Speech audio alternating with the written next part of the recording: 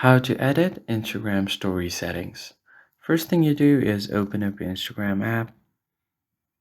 Now, once you open up the application, you just make sure that you're logged into your account. The next step is to actually head over to your profile icon at the bottom right. Then, to access your menu settings, tap on the three horizontal lines that you see on the top right of your screen. And if you've landed on the settings page, scroll down here until you find story settings. So all you have to do is tap on it to open up your story settings. And now from here, you're going to have to head over to messages and story replies. You can edit who can reply to your stories here.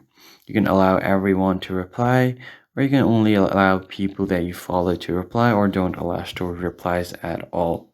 The other thing you can do is if there are any highlights on your phone, then you can go ahead and open that story up.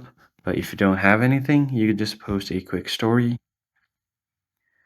And once you've posted your story, you could just go ahead and simply tap on it to load its story settings. Tap on the three lines and then click on go to story settings. Here you can see the viewing. You can hide your story from certain people, add your close friends list, allow message replies, allow comments, save story to gallery, save it to archive, and allow sharing to story. And that's how you edit your Instagram story settings. I hope it was helpful to you. I'll catch you on the next one.